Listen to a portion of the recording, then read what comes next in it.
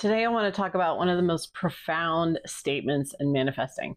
A single phrase that literally holds the key to this whole game. And when you really understand it and go deep into it, things are going to click for you. Click to the level of transforming your life, transforming who you are as a person, self-realization, all that good stuff. Welcome, fellow Voyagers. Jess here with Odyssey Human, here today to help you hack through the jungles of consciousness so you can discover the hidden treasures inside of you. My friends, it's all there ready and waiting to be activated by you, through you, and for you. If that sounds good, subscribe, join us. We'd love to have you here on the channel.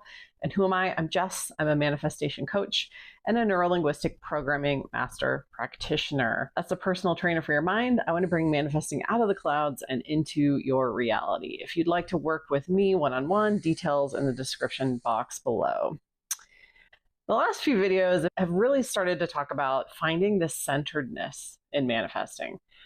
There's so much urgency in this process. There's so much like, oh my God, pounding out, towing the line, a lot that's grasping energy, this outgoing, pursuing energy that I talked about last week when I got into masculine and feminine and adapting more of a receptive attitude, which sounds hard to do in the beginning. It really does.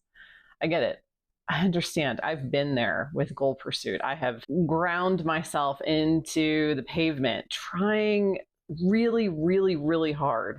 And in that energy, I mean, that over the course of years, sometimes decades, in trying to get something, a lot of people will come to the realization of maybe I should just give up on this. But there's a softness instead. There's also a softness that you can settle into, a centeredness, a groundedness that we can find in one of the most classic phrases of manifesting. And that, my friends, is Psalm 46:10. Be still and know that I am God.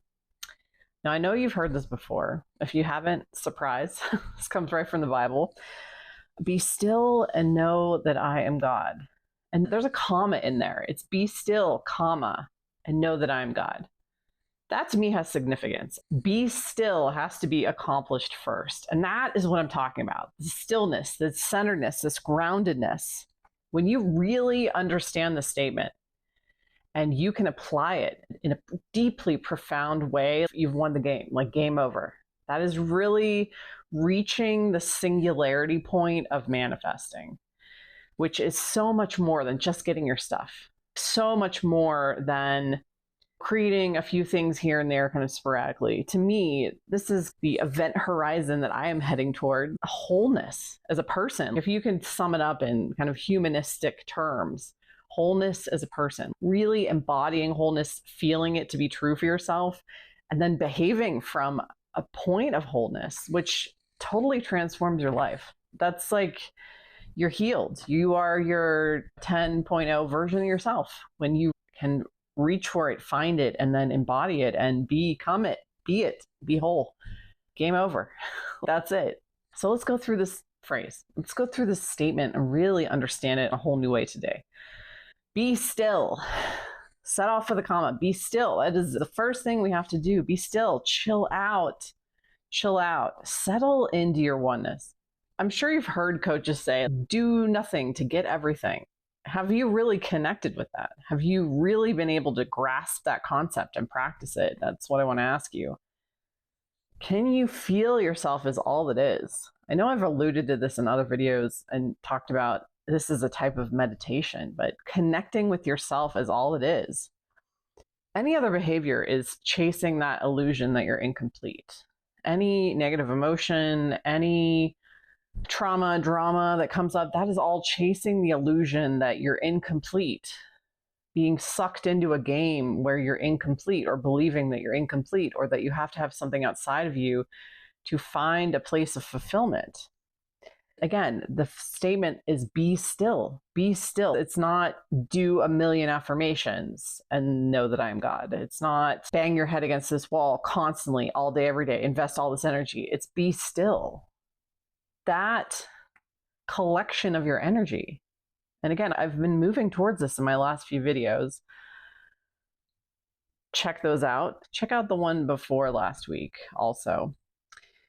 But this movement towards wholeness, no matter what happens, this movement towards acceptance, no matter what happens, radical acceptance of your situation, your circumstances.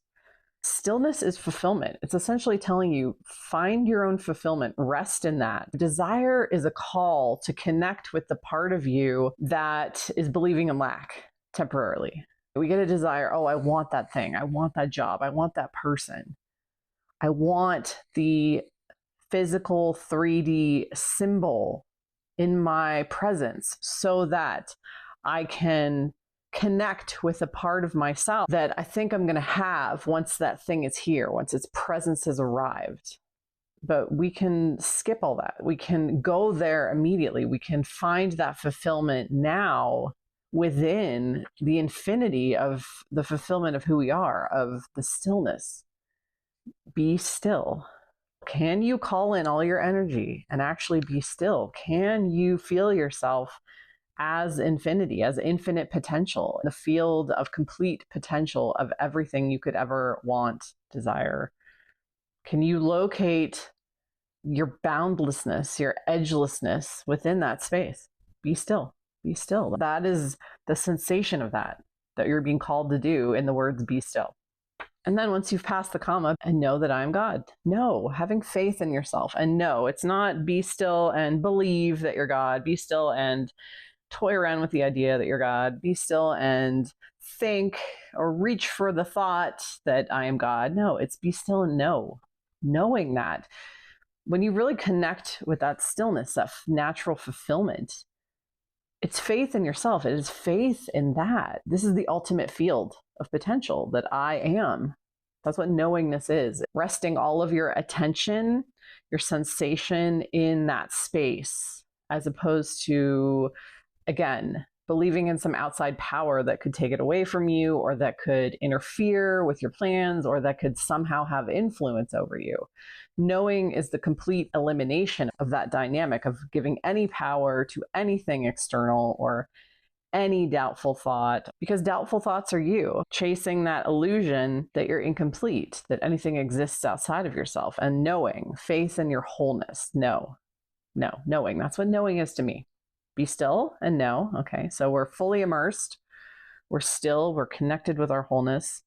We're knowing. We are resting in the completeness of that field of potential, having eliminated any final illusions that there's a power outside of us, that there's a second agency, that there is any way we could not get what we want, that there is anything incomplete about that field, or competing or contending, eliminating any final strings.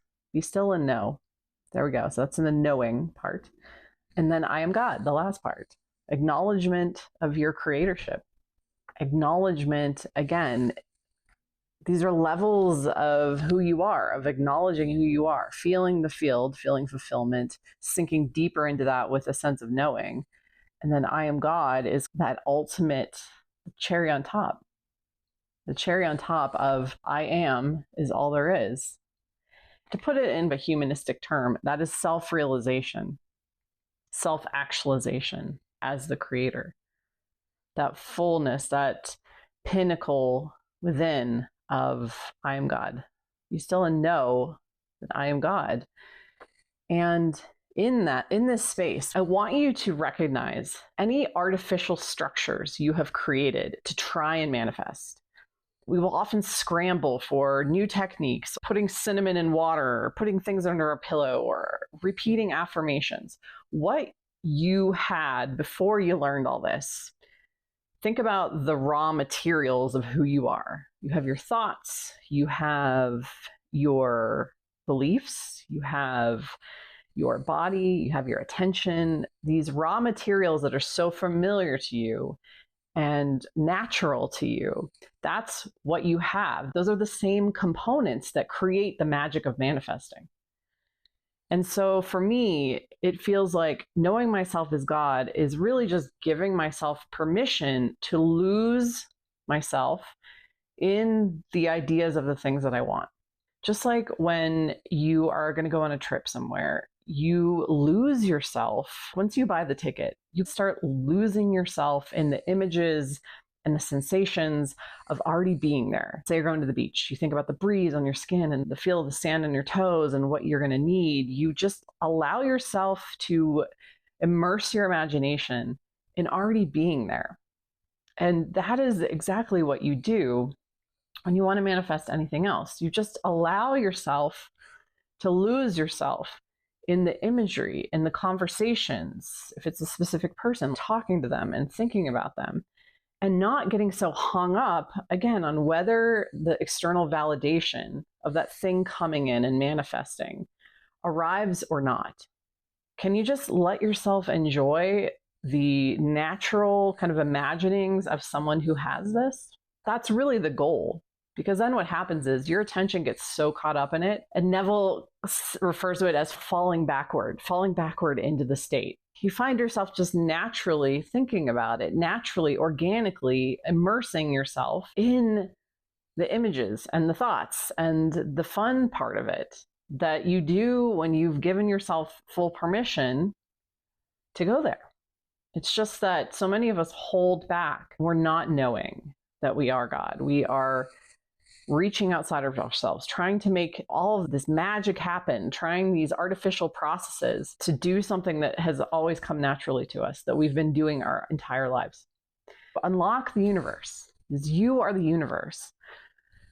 Allow yourself to become immersed in the things that you desire, because really desires are a call to ourselves from deep within, from that creatorship, from the knowingness, to just let ourselves fully experience the havingness of that thing through our imagination, through our thoughts, through our mind's eye, and not to get hung up on the 3D physical presence of it to validate us. That is really what is contained in this phrase. And when you do this and you fully let go and you immerse yourself and you integrate it into who you are, that's when it comes in. That's the magic and the surprise of what the 3D offers. But the beauty of it is, too, if it never comes in, you have given yourself that peace that desire has called to you to let yourself have this peace. Let yourself have it in imagination.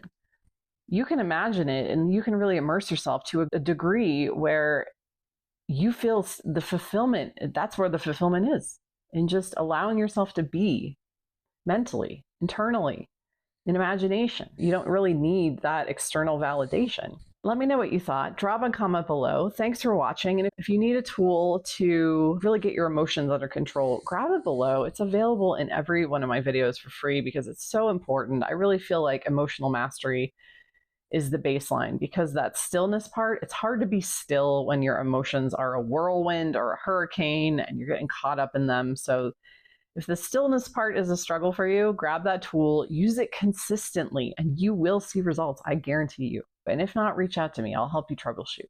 My contact info is in the description box below as well. So thanks for watching, and I'll see you guys in the next video. Bye.